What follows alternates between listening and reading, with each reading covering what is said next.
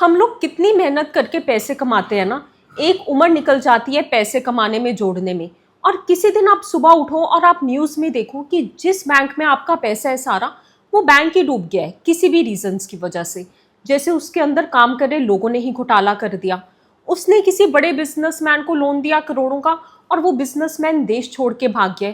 आपकी इसमें कोई गलती नहीं है, लेकिन अब आपके लिए विड्रॉ भी फ्रीज हो गया है और अब आप अपना खुद का पैसा भी नहीं निकाल सकते। सोचने में भी डर लग सकता है कि यार अपने साथ ऐसा ना हो, अपने साथ ऐसा ना हो। इसलिए हमें पता होना चाहिए कि हमारा कितना पैसा बैंक में सेफ है, कैसे डिपॉजिट करवाना चाहिए हमें हमारा पैसा, कि अगर बैंक डूबे भी तो हमारा पैसा ना डूबे।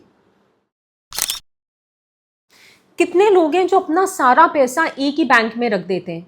आपको पता है कि अगर बैंक फेल हो जाता है तो मैक्सिमम इंश्योरेंस लिमिट 5 लाख की होती है, चाहे आपका उस बैंक में 50 लाख ही क्यों ना हो। आरबीआई की सब्सिडरी डीआईसीजीसी हमारे सिर्फ 5 लाख को ही इंश्योर्ड करती है।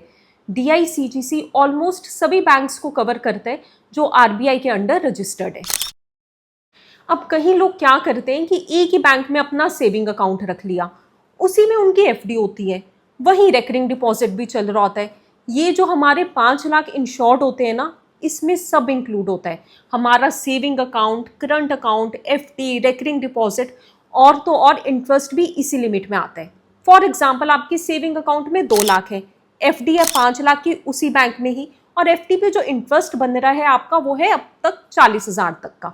अगर इन केस बैंक फेल हो जाता है तो आपको 7.5 लाख में से 5 लाख ही मिलेंगे। ये मत समझना कि डिफरेंट टाइप का डिपॉजिट है तो पैसे की कैलकुलेशन भी अलग ही होगी। आपके नाम पे जो एक अकाउंट है और उस अकाउंट से लिंक्ड जितना भी डिपॉजिट है, उसकी कैलकुलेशन एक साथ ही होती है। अभी आगे समझते हैं कि किन केसेस में डिपॉजिट 5 लाख की कैलकुलेशन में इंक्लूड नहीं होता, उसकी सेफ्टी अलग से डीआईसीजीसी देता है हमें। मैं एक बात क्लियर कर दूं कि ये जो हम 5 लाख का कवर मिलता है, पर बैंक मिलता है, पर ब्रांच नहीं। ये मत समझ लेना कि दिल्ली के सुभाष नगर की ब्रांच में जो पैसा है वो अलग से इंश्योर्ड होगा और जो द्वारका की ब्रांच में है वो अलग से। अगर बैंक एक है तो चाहे कितनी भी ब्रांचेस में पैसा क्यों ना डिपॉजिट करवाया हो, कैलकुलेट एक साथ ही किया जाएगा। हम मिडिल क्लास एफडीज रखते ही हैं बैंक में। हम क्या करते हैं, जाके बोलेंगे 3 एफडीज कर दो। पहली एफडी 3 लाख की 2 साल के लिए, दूसरी एफडी 4 लाख की 3 साल के लिए, और तीसरी एफडी 5 लाख की 4 साल के लिए कर दो। हमें लगता है हमारा हर एफडी का पैसा अलग से सेफ होगा, क्योंकि एफडी तो हमने अलग अलग करवाई है। लेकिन इस केस में भी अगर बैंक फेल हो जाता है तो आपको अपने 12 लाख में से बस 5 लाख ही मिलेंगे। अलग करवाने का ये बेनिफिट होता है कि अगर आपको बीच में तुड़वानी है तो जो वो पेनल्टी लगती है आप उससे बच जाते हो। अगर आपकी एक एफडी का टेन्योर खत्म होने वाला है, आपको पैसा चाहिए तो आप रख लो, वरना आप दोबारा रिन्यू करवा लेना। ये जो 5 लाख इंश्योर्ड होते हैं ना हमारा, इसकी कैलकुलेशन पर डिपॉजिट अलग से नहीं की जाती। तुम्हारे इंडिविजुअल अकाउंट से ये सारा पैसा लिंक्ड है, सारा एक साथ ही टोटल होगा और उसके बाद मैक्सिमम 5 लाख तक ही मिलेगा। तुमने जॉइंट अकाउंट खुलवाया है और ये सारा पैसा तुमने उसी एक जॉइंट अकाउंट से लिंक्ड है, तो भी एक साथ ही कैलकुलेट होगा। वैसे तो मैं बोलूंगी कि कोशिश करो कि एक बैंक में 5 लाख से ज्यादा रखना ही ना पड़े। अगर एक ही बैंक में 5 लाख से ज्यादा पैसा रखना है तो डिफरेंट ओनरशिप कॉम्बिनेशंस यूज करो। जैसे एक अकाउंट आपका इंडिविजुअल का हो गया, एक जॉइंट अकाउंट आपका आपके बेटे के साथ हो गया, एक जॉइंट अकाउंट आपका आपकी बेटी के साथ हो गया। डिफरेंट ओनरशिप कैटेगरी होने की वजह से इन पर अलग अलग इंश्योरेंस कवर मिलता है।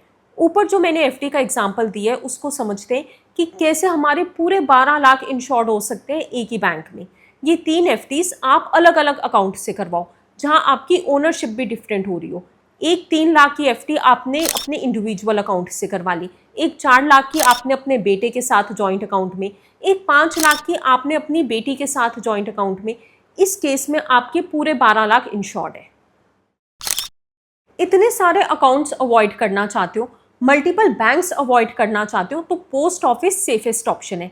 वहाँ पे कोई लिमिट नहीं होती, आपका सारा पैसा सेफ ही रहता है चाहे कुछ भी हो जाए, क्योंकि पोस्ट ऑफिस गवर्नमेंट का डिपार्टमेंट है और वहाँ आपका पूरा पैसा गवर्नमेंट ऑफ इंडिया की गारंटी के अंडर होता है।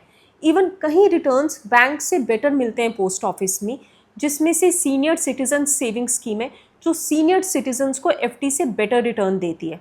देखो, बैंक्स इतनी जल्दी नहीं फेल होते, पास्ट में जब भी ऐसी सिचुएशंस आई हैं तो अक्सर आरबीआई उन्हें मर्ज कर देता है किसी स्ट्रॉन्ग बैंक के साथ या गवर्नमेंट रेस्क्यू प्लान बना देती है। लेकिन क्यों रिस्क लेना जब हमारे पास ऑप्शंस हैं अपने पैसे को सेफ रखने के लिए। At the end of the day ये हमारे पैसे होते हैं और अपने पैसों की रिस्पॉन्सिबिलिटी हमें पहले खुद समझनी चाहिए। अगर आपको ये मेरा वीडियो यूजफुल लगा हो तो please don't go without liking the video and subscribing to this channel. This is Anisha Soni. Thank you for watching.